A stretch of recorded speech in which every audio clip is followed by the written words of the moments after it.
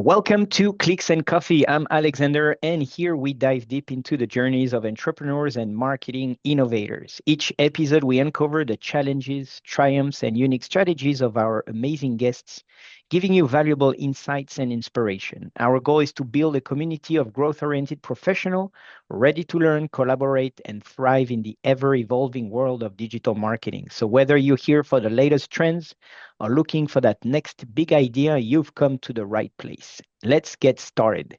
And joining us today is Louis Monoyudis. He is the CMO of Bokksu. Bokksu, he delivers authentic Japanese food and lifestyle products to customers around the world with a snack subscription service, a curated selection of premium goods, and an online Japanese grocery store. Bokksu partners with traditional makers across Japan to share their craft with the world. Bokksu not only brings authentic Japanese goods to your doorstep, but also helps support and preserve the artistry behind them. Louis, thanks for being here. Thank you for having me. All right, so I researched you a little bit and you've done a lot. So, in a few sentences, can you tell us about your pretty amazing career and how you got to where you are today?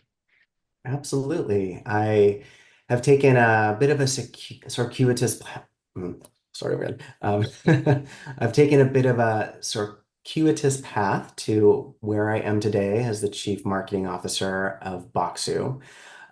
Quickly, I'll start at the beginning. I studied interesting area in undergrad called folklore and mythology at Harvard.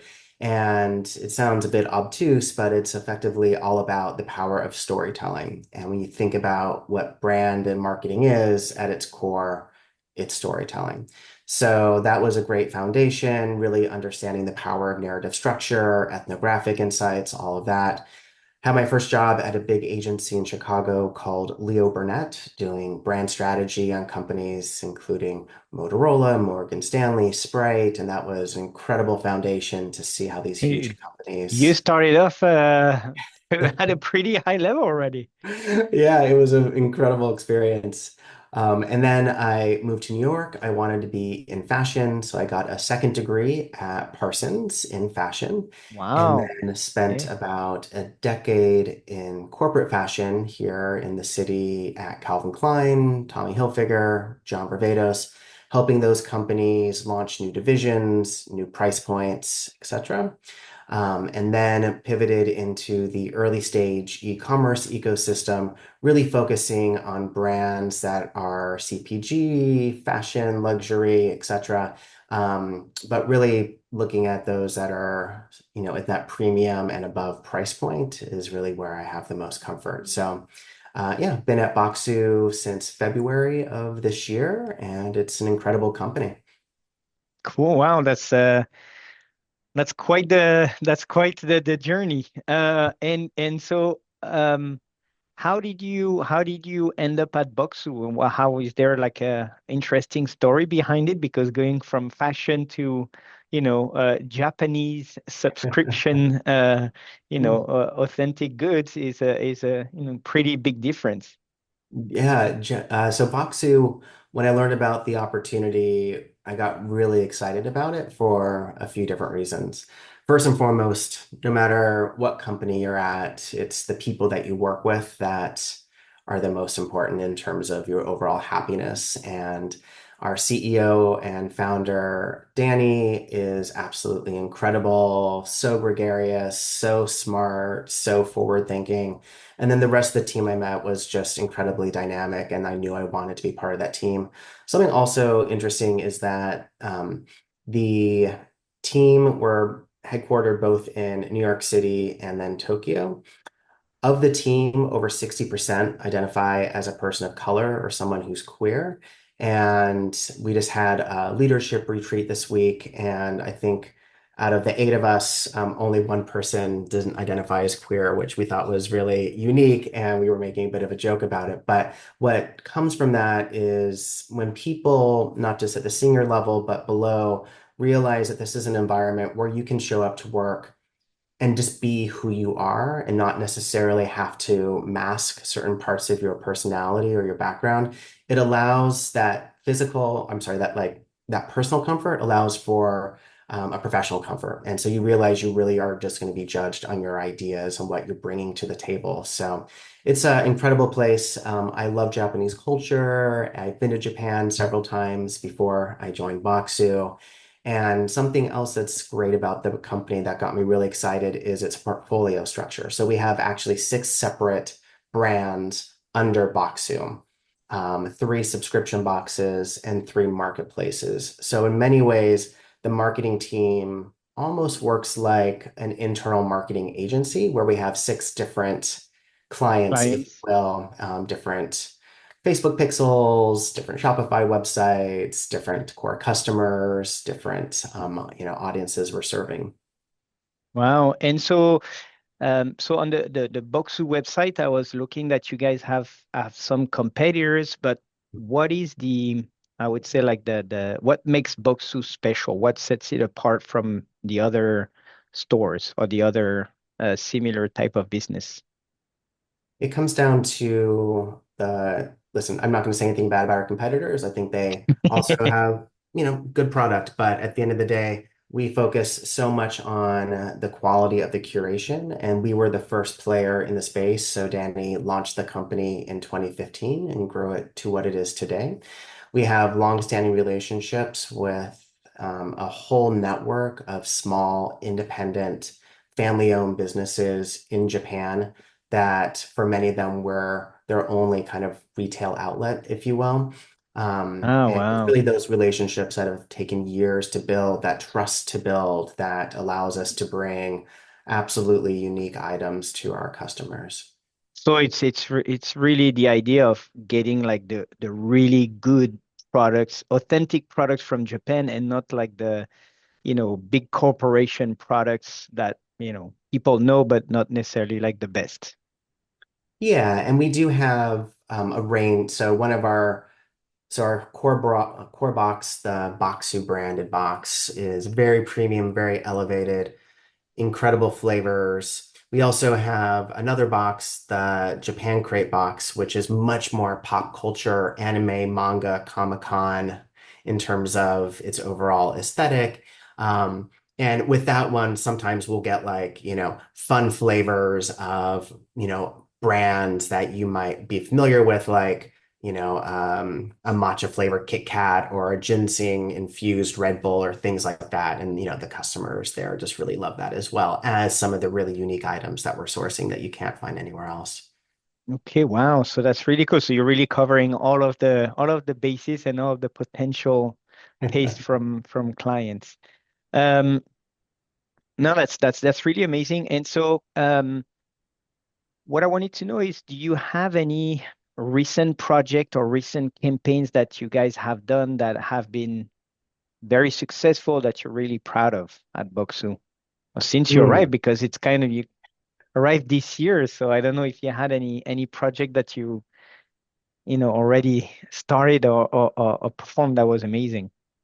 What is great about this company is we have two major tentpole events. Obviously, holiday, Black Friday, Cyber Monday, which everyone in retail rallies around, but also because of our focus on Japanese culture, Sakura season, so the cherry blossoms in April, is a huge moment for us as a brand. And Okay. there's a lot of different ways that the Sakura flower is infused into everything from mochi to crackers to you name it. It's probably has, you can find it with Sakura. So it's a really exciting moment for our brand and for our customers. So I joined right as that was kicking off, and it's really an incredible time. And to see all the different feedback from the community, we have a really robust community of people who will say, hey, we're organizing a trip to Washington, D.C. to see like the cherry blossoms because actually like Oh, the wow.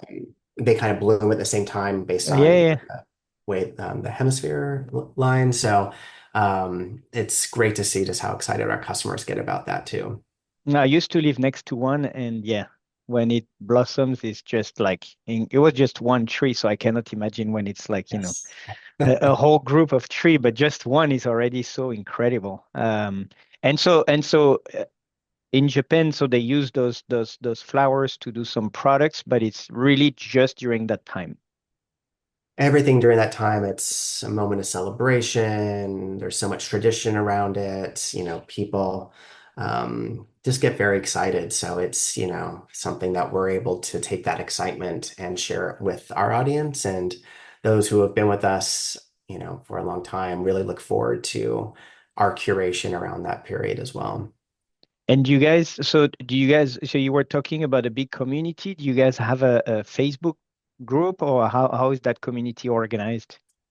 Yeah, we do have a really robust community. It's not a Facebook group, it's a private group that we invite people to. You don't have to be a Bokksu subscriber. You can just be interested in Bokksu or Japanese culture.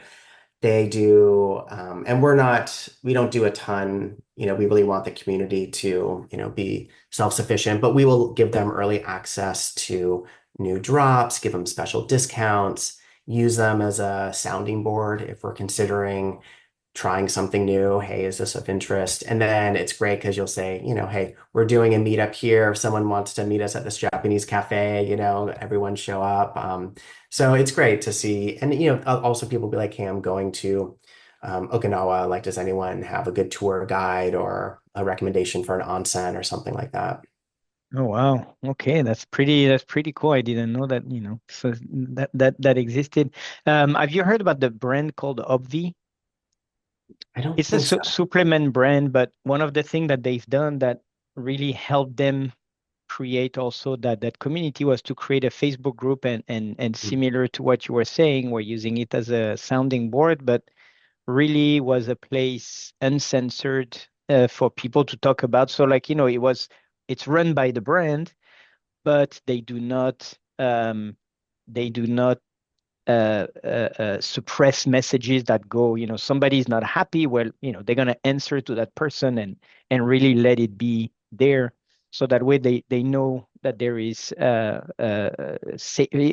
know that like it's not going to be censored. It's going to be really a real community for people that like the brand, that can talk about the brand Yeah. freely, and not risk of their message to be deleted because it doesn't please the people of the brand. Exactly. And listen, the only way we're bringing so many new flavors to people that, some if we hear that a lot of people just really didn't like something, and we do send a survey out after every delivery to, understand what people liked and didn't. But we want to hear that. We want to make sure that we're delivering what's most exciting for our audience as well. And so, what is your favorite product, or what is your like? Yeah, I know it might not be the right question because it might be too many, but if Yes. there is there something that we could share with the audience, something that like once you started and you tasted the product, you were like, oh my God, Mhm. this is like crazy, or like a surprising product that some of the viewers could test as well.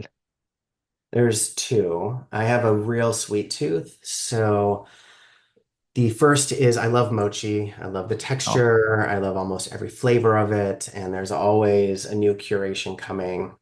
The other is we have some really incredible Bokksu branded items. One of our most popular is a white chocolate infused dehydrated strawberry, which is hard to understand what that would taste like until you actually experience it. But it's almost like a freeze-dried, like astronaut like type thing. But then hmm. they infuse chocolate into it, so it has this like rich, luscious texture that just kind of explodes in your mouth. It's really incredible.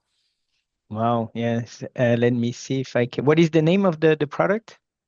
If you go to The Bokksu book. Boutique Yep. and you type in white chocolate strawberry, you'll see it. Yeah, this one is definitely fan favorite, and we get a lot of great reviews and a lot of great feedback on it. So, Oh yeah. Okay. Wow. All right. So yeah, I guess I know what I'm gonna do after this call. Makes a great gift, comes in beautiful packaging. No, that's pretty amazing. And so, we're in a digital marketing podcast, so we're gonna start talking a little bit more in details and try to pry in some secrets out of you or secret tactics.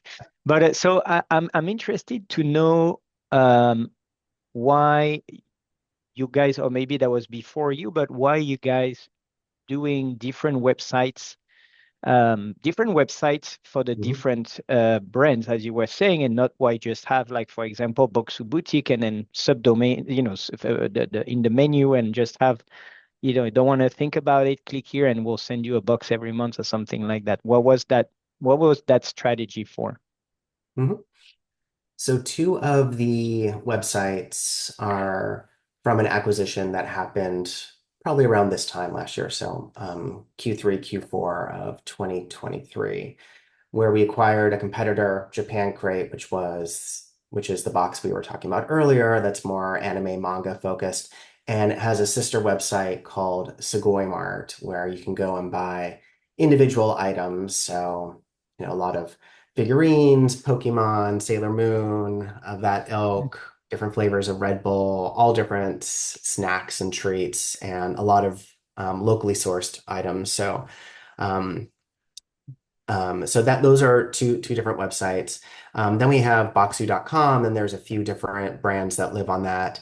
And it is something that, we've talked about. Should we break it out? Should we not? There's some technical reasons why we haven't yet, but I don't think it's necessarily an advice for one way or another. It was just kind of how things started to grow organically. And And just to maybe make sure that you can focus on different type of customers, because I think you were mentioning that the customers going on those websites are slightly different, and so that allows you to be maybe a little bit more precise on the offer.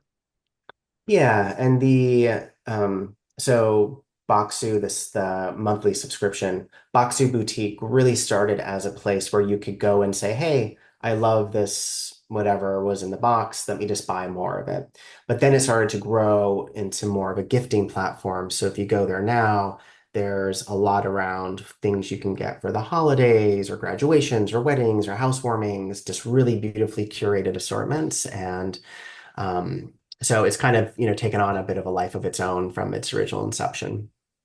All right. And okay, so that's interesting. And then are you guys planning on, growing more like this and Mm. acquiring more other competitors or things like that? How is the plan for growth on the for Bokksu? Yeah, like for the near term, we're definitely focused on growing the brands that we have and continuing to cultivate them. We're seeing a lot of excitement across the various brands, and so we're just really trying to tap into customer sentiment as much as possible, pop cultural moments when it makes sense, and looking into some additional partnership strategies, and then looking at other opportunities for marketplace expansion, right? So you have your own website, but where else does it make sense to meet your customers where they are? And so I wanted to touch on that because all the different types of e-commerce, need to be on different marketplaces.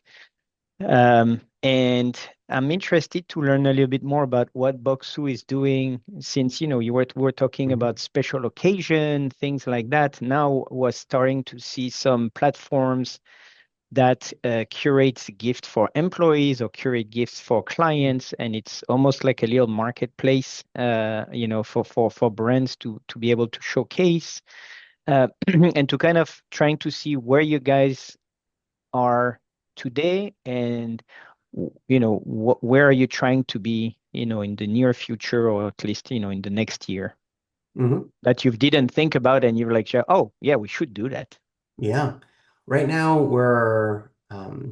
we have a successful program on Amazon, so we're doubling down into that. And of course, as we get into Prime Days and holidays, want to make sure that's cranking on all cylinders. There's also a lot of excitement around TikTok, TikTok Shop, Meta Shop, um, there's really so many potential places we can be, from specialty kind of online grocery places that focus on Asian foods and snacks to, like you were saying, those specialized gifting platforms that are more like on the B2B or kind of behind the scenes.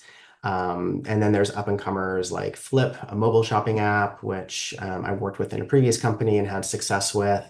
So yeah, I think it's really now about thinking where we can have the most impact and get the most value for the investment, both in terms of, any capital expenditures, but more importantly, like the team's time. Okay. And do you look at it as far as the the potential sales, or let's say if you have or potential sales, or like the ease of connection? Let's say, for example, you have one that is not you don't know what could be the potential sales, but it's super easy to connect, I guess, to your Shopify store. Is that something that you would go on less researched, I would say, marketplaces or ideas just because it's easy? Or, how do you select, and how do you keep track also of all the platform that you guys are present on? It's a great question. And also, we have 6 brands. So deciding which brands, at the end of the day, there's also a lot of logistical and operational considerations. So, are you shipping goods into a warehouse, like doing Amazon FBA? TikTok is now launching Fulfilled by TikTok to compete with Amazon on that front. So, thinking through, inventory availability, we also have to be mindful, because we're in the food and grocery space, of expiration dates, things like that. And some of the platforms have different restrictions or documentation that's required around it. Um, as much as I think most brands are apprehensive about being on Amazon, it's really the new Mall of America. So it's probably one of the hardest places to be and to be successful at, but you just need to put your stake in the ground there. Of course, Walmart, Target, other places have their own online ecosystems you can participate in as well. And then some of these, maybe not as big a reach, they're probably will have we can get set up and running in 5 minutes. It ties into Shopify. It's drop ship, so you don't have to worry about sending inventory there. Um, but they still require maintenance, right? Like, they probably don't necessarily integrate into Gorgeous for customer service. They might have an entire system in terms of how quickly items get to customers, which might not meet, our SLAs. They might accept returns. It's kind of hard to accept returns in the food and grocery space. So, Yes. there's a lot of considerations that have to be made. I, And at the end of the day, it's like, would I rather invest in a platform that has 1 million subscribers versus someplace like Amazon where, you've got hundreds of yeah. millions? And talking about Amazon, there are, I would say, two camps on on the people Yeah. that do business on Amazon. And wanted to know, how do you view, because Amazon, you can sell to Amazon or you can sell on Amazon. And then pricing can vary based on Amazon algorithms. So how do you navigate, partnering with such a big company that can bring so much volume, but at the same time can kind of strong arm you on the pricing and on the offer, and kind of compete with your own website Mhm. on ads, because we know that they spend a ton of money on ads, and Yep. whatever makes sense, they're going to try to outbid you. So how do you navigate that? And what is your view also? And what is your view on the pricing, and I would say like sales cannibalization with Amazon, if any? Mm. Lots of great questions in there. I think the first one I heard was around 1P versus 3P structure on Amazon, 1P being where Amazon effectively writes invoices almost like a Nordstrom's would, and you fulfill it, and then they own the inventory. And kind of like a Nordstrom's, they should maintain your map, but they don't always do that. Versus doing 3P, where you can either do fulfill by merchant or send goods into an Amazon warehouse, which is really what you have to do in that world. Um, We're on the 3P, so we're doing, FBA as much as we can. And I like that because you can control the messaging, the promotional cadence, the inventory levels. You really have much more control as a brand over it. There are advantages to 1P, but that also comes with a certain scale, right? You kind of have to be invited into that program. So most small brands, kind of aren't even eligible for that. In terms of cannibalization, it's a really great question. The way I look at it is most people, once they're on Amazon, they're not going to leave Amazon, right? They're not going to go and check. They might check out your website just to make sure it's like legit or to see if there's more reviews if you don't have enough, but they're probably not going to purchase. Like once you've made the decision, and it's so easy, right? I mean, especially if you have Prime, no issues with returns. It's going to ship in 2 days. You know that it's just, there's no drama around it. So, and you can do it right from your phone, right? And then you have a purchase history, right, of all your household goods for the most part. So I don't think it's really cannibalizing. I think that someone has a purchase intent, they're going to find you where they're most comfortable shopping, which is why you should be there. And it might be Walmart, it might be TikTok Shop, wherever that is. So you need to have a stake in the ground. Um, but at the end of the day, you have to understand that there are nuances. You don't have nearly as much control over your brand story, your brand presentation, the types of imagery and assets that work better in Amazon tend to be, I guess, maybe not as sophisticated as what might work on your own D2C website. So you have to be willing to kind of blend in a bit more to their best practices. So, for example, often on an Amazon product page, you'll see like an image of the product, but there'll be like text on it, right? Because people just want to flip through and read the text. That's not quite as common in most D2C websites, especially at the premium and luxury level, but you have to be willing to do that for this particular ecosystem. And so what is your opinion? Because we have a lot of brands that sell on Amazon and as well as their DTC.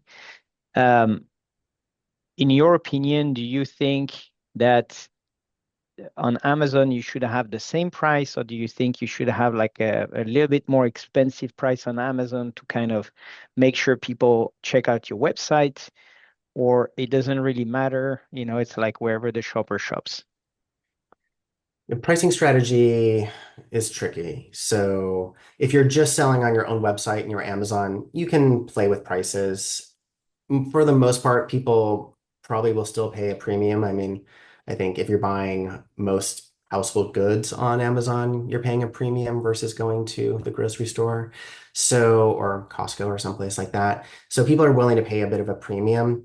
But of course, once you get onto a bunch of retailers' websites, they're going to start scraping each other and they'll often just automatically match the lowest price. So that can be problematic. One workaround is to create unique bundles for each different retailer. So if you typically sell, one SKU as a standalone item on your website, do it as a 2-pack on Amazon and a 3-pack on Walmart. And then you can do whatever you want with the pricing, right? And because it's effectively a different SKU. So you can play on Amazon Prime Day, and then you can play with Walmart's promotional schedule, and then you can do your own flash sales, and they're not going to raise any red flags necessarily. Obviously, the smart consumer can see it in Google Shopping and look at like the price differential and say, wait, I'm probably getting a better deal here. But again, a lot of people just go into Amazon or TikTok or wherever to find the product. And so let's say that people go on Google, look up, Japanese snack or whatever, and they find one Google shopping ads for your product and then kind of a similar one on Amazon. Mhm. What do you think, or like what do you think people would do on that side, or how do you see people people's behavior, I would say? That is one of the challenging scenarios of working with Amazon is it's going to drive up the bid cost of branded search terms because they are doing that. And if you're with other retailers, they'll do it too. So you might type in a brand and the brand's website it might actually be like fourth down, right? Under Amazon and Walmart and Container Store and, whoever else. So that's challenging. At the end of the day, a sale is a sale, right? And in some ways, you're investing in those other ecosystems, and you have to be willing to do that as much as you are your own. You don't get the customer's email address. It's hard to retarget to them. It's hard to tell your brand story. Like there's a lot of reasons why not having them on your own website is not as advantageous. Plus, also the margin structure might not be nearly as good. But you still gotta, it's a consumer's choice. So if you're not there, then they might find a competitor on those other places that they're looking to shop. So I think it's a defensive and also offensive strategy to be in different places. So it's basically it is what it is. Let's go with the flow and let's try to navigate as much as Yeah. possible and protect. And so I imagine that now that you're on Amazon and some other platforms, a big I would say a big effort that you guys are working on is brand awareness as hmm well. And so how do what do you guys do on brand awareness hmm to make people discover Yeah. Japanese snacks and then to make people choose your brand over other brands? hmm And it's a great question, and it's one that I get pretty often, which is, brand awareness versus performance. And I think it was maybe Gary Vee that coined the term brand formance, where everything, every touch point with a customer is effectively, hopefully leading to a sale, even if it's meant to be more top of funnel awareness strategy. And we all know that if you spend more money on Facebook ads, all of a sudden your email revenue goes up and the revenue attributed to direct or organic traffic goes up and things like this. So it's all part of a continuous cycle. And it's important to understand that there are strategies that are impactful, such as CTV or linear TV or OLV, direct mail, podcasts, influencers, which are harder to track. The attribution is not nearly as tight as on Google ads and Facebook ads, but you probably don't want to put all your money into only Google and Facebook, of course, depending on your budget, but you still want to make sure that people are hearing about you in different places, right? At the end of the day, no amount of good marketing is going to make up for a product that customers fundamentally just don't like. So if there's not product market fit for whatever reason, it could be price point, it could be shipping times, it could be assortment, then you need to fix that first before you really invest heavily in marketing and really listen closely to the voice of the customer. So your customer service person, team, agency, like they are the ones that have to really be sharing those nuggets with you so that you can evolve and improve. And so talking about ads, today, what is, I would say, the main driver of revenues for Bokksu?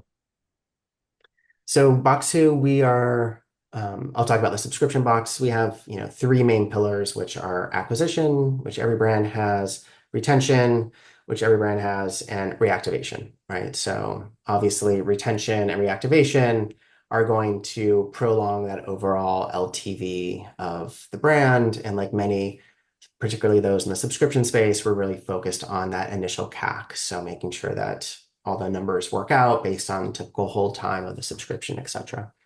Um, we, like many brands, still probably over-index in traditional performance marketing because it still is very easy to learn quickly and make adjustments and lean in or lean out. Whereas things like CTV, where we're also have a nice presence, that tends to be a little more stable, right? There's a little more day trading happening here, whereas some of these more top of funnel strategies, we're pulsing, right? As opposed to like flipping. But so today it's really Google Ads, your main driver, Uh, we're, main I we're, would say we're like driver of growth. Yeah, so we're doing Google, Facebook, like a lot of the social media channels. And we do have a really great in-house team that's managing, the traditional performance marketing channels for us. And then we work with some partners that um, to help us with things like, influencer and CTV and podcasts and stuff like that. Okay. And so, um, you know, every good marketer, every good CEO always has like a top three KPI. What Oh. are your, what is your top three? Every Tuesday, we do an all hands. So it's everyone. We have people obviously in Japan and the US. We also have people, in other parts of the world. So we do an all hands every Tuesday. And what our COO says is revenue, revenue, revenue. That is what we're all aligned for. And but revenue that's focused on sustainability for the business, right? But everything we're doing is put through that lens. Like, is what I'm focusing on today going to fundamentally drive more revenue for the business? Yes or no? And that can be either the short term or it can be longer term. But this is really make sure that we're staying focused and not spinning our wheels on projects that might sound fun, but at the end of the day, aren't going to deliver a lot of value. So that's really a way to short circuit your question, but at the end of the day, we're focused on revenue. And of course, part of that, is CAC and ROAS and like, traditional performance marketing metrics. But really the main thing is number one KPI revenue, second KPI revenue, and third KPI revenue. No, no, Yeah, but I we're a agree, growing especially business. exactly. So in a growing business, you want to make sure that, revenue is growing and then everything after that can be adjusted. That's really the main idea. And I agree because I kind of also run the business like that, where it's number one is revenue, and then okay, how much is this revenue costing, and Right. can we make it more efficient, or is it worth continuing that? But the main thing is for sure revenues. That I cannot say I don't agree with you. Yeah. Uh, And I think a lot of that also just helps focus the team of, yeah, we could, debate over the color choice of a, graphic or a font. And, luckily we don't do a lot of that because we have like such a talented in-house creative team. But, like, is that debate really worth the team's time when it's probably not going to have a significant impact on revenue? Whereas we can then take that 1 hour of meeting time when everyone's together and like brainstorm something that's going to be really impactful, right? So it's, I think, helping us to like really prioritize where we're putting our energies. That's pretty good. And I was reading a study from Facebook also on creative, and I guess that you guys have to do a lot. But they Yeah. were saying after 3 or 4 views, your efficiency on creative ads drops by like 60% or something like that. So I imagine that your team is pretty busy on churning, different ads, different creatives on a weekly basis Yeah, we're because a it's very content visual. factory. Yeah. But it's very visual when you look at your business, it's very visual, and that's what makes, because you cannot smell it, you cannot touch it. So Right. it has to be visually like I want this. Uh Absolutely. that's really the idea. And so, you're growing business, so I'm sure that you guys have to experiment. How do you go about experimentation, and how do you go from the beginning to testing and trying things, or Yeah, it's a great question. We do have, like most brands, a tremendous amount of historical data and other insights around our customers. So we're doing all the time a lot of, traditional A/B testing in various channels. We're doing a lot of creative testing, particularly in the performance marketing channels, and really just seeing, what's working. And what's so challenging is what's working this week might not work next week, right? The world changes very fast. Trending sounds, for example, themes, whatever it is, you got to just stay on top of it. And as I talk to others in the space, it's incredible that e-commerce companies also have to be content companies, or else you're not going to break through the clutter, right? And we have, an incredible content team, both in terms of organic, social, paid social, traditional, creative. But the amount of assets that we're producing is really high, also because we have so many brands. We have new product drops, new products that we want to feature. So, with thousands of SKUs, there's no shortage of opportunities to bring content to life. And then also part of what, our customers really enjoy is just learning about Japan, right? So our social team in Japan will go and, this is the hottest cafe in Tokyo and look at this crazy soft serve ice cream that they're ends up looking like a panda when it's done. And, like, so people want to see that content too, right? So there's this cultural exploration that we're definitely bringing as well. And everybody, so and so how do you come up with new ideas? It's like is in your Mm. companies because it seems to me that you have the, I would say the experimentation that is process oriented in the sense of like let's do this and that. But if you whenever there is something really new, how does it work in your companies? Like everybody comes up with new ideas and you're kind of like the person who channels everything, or everybody tries things and then you measure and then, oh yeah, that was a good idea or that was a bad idea. How does Mm. that process work? It's important culturally for an organization to be willing to take risks and to reward risk taking and to allow people, regardless of their level in the company, to feel that they have the autonomy within parameters to try some new things. And depending on how big it is, depends on, like, who else needs to be involved in that decision. But for the most part, you can test a new social media concept or a new email subject line or a new piece of creative on a Meta pretty quickly and like report up the results, to the C-suite without needing our stamp of approval on everything. So we definitely want our team to feel that they are empowered to make decisions and to try things. And hey, if it doesn't work, now we know, right? And why don't we think it worked? Or it is working. Can we replicate this for another one of the brands or on another channel, right? So just making sure like that level of analysis is there as well. So yeah, no, that's pretty good. It's just making sure everybody feels empowered to really try whatever they want, as long as it makes sense, of course. But I remember there was also something from I think it was Expedia or another website like that that they were doing, thousands of tests per day. Mhm. But it's a Yeah. different volume, but thousands of tests per day. So I'm happy to see that, you also have that mindset of let's try things and then let's analyze, see what works, but let's everybody do it so we can test and find better solutions than just one person basically trying to do things. Um, yeah, so I have another question that Yeah. I really like to ask, and is what is your favorite app or tool that you use daily? For personal consumption, Whatever you want, like the an app that like if that, if one day you don't get access, it's stressful.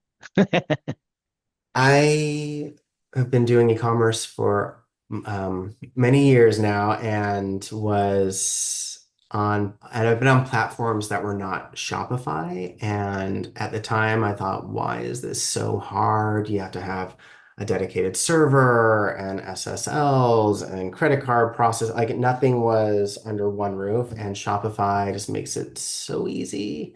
And then the ecosystem they've built, where, like you were saying earlier, apps can just plug in minutes, if not seconds in some cases. It's incredible.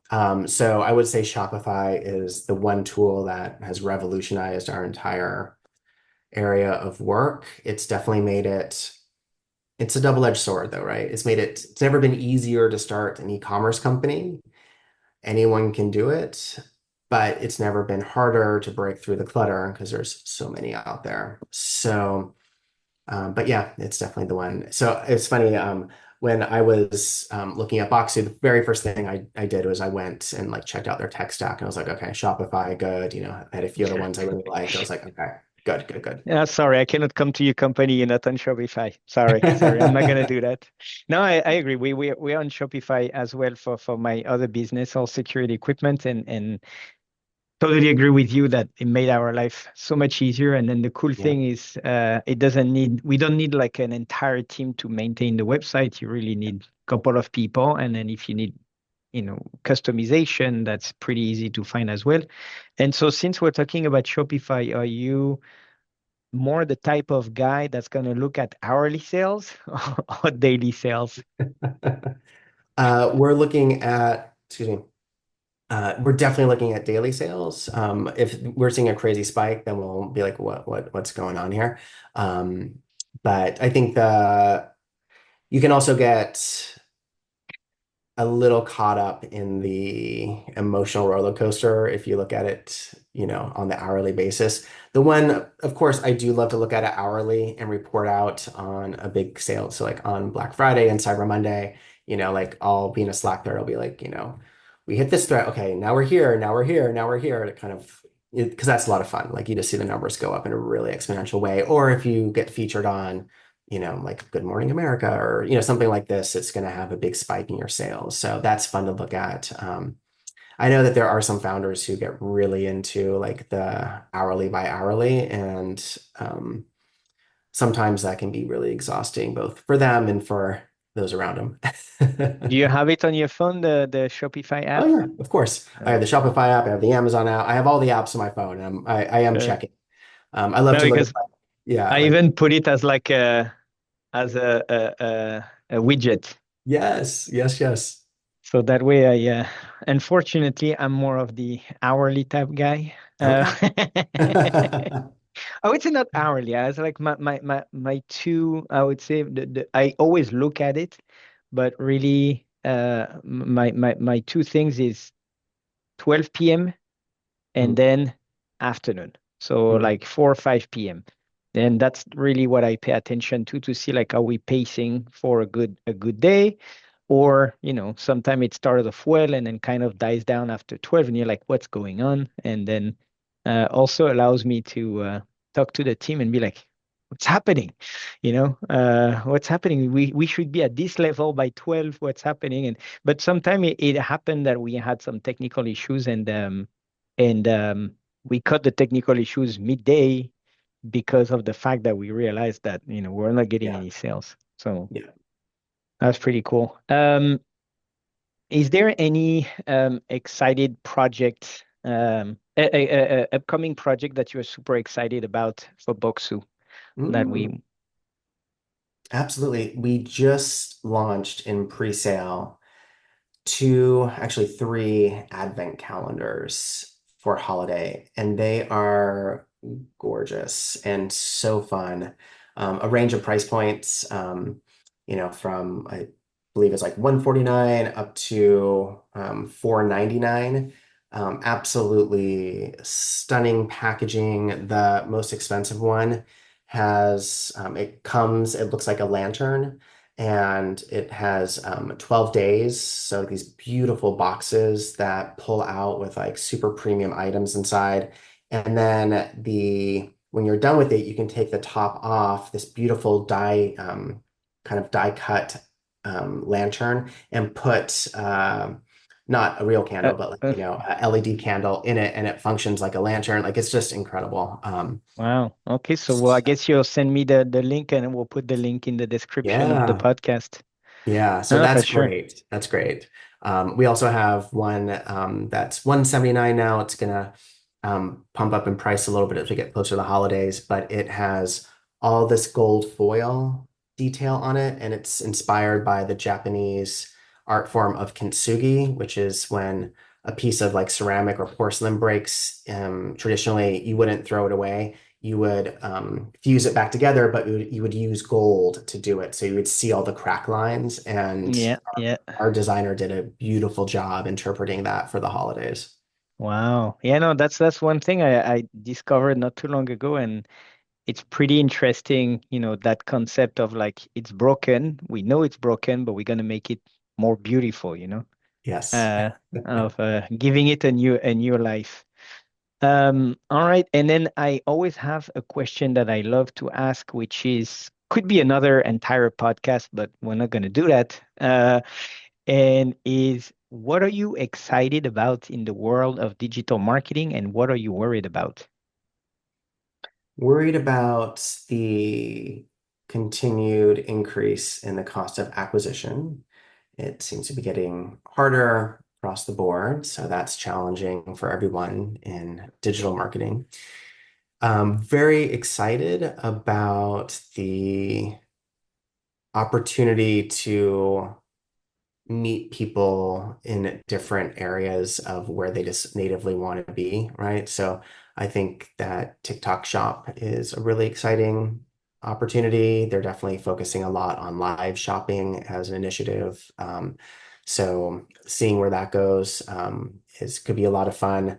I don't know, it just feels like every day the platforms, as a result of rising CAC, are offering more and more unique opportunities for marketers to participate in. So I love seeing what comes out. This is why I love working in this role is you're never bored. In fact, it feels like you're always behind in some way because someone will be like, "Hey, are you doing this?" You're like, "I wait, what? Like, how do you even know about that?" "Oh, we're in a private beta from, our so and so rep who, knows the CEO, like this." It's like, "Okay, get me into that," right? So that's where conversations like these and, going to networking events and conferences is so important because there is no shortage of fresh ideas or initiatives to take advantage of.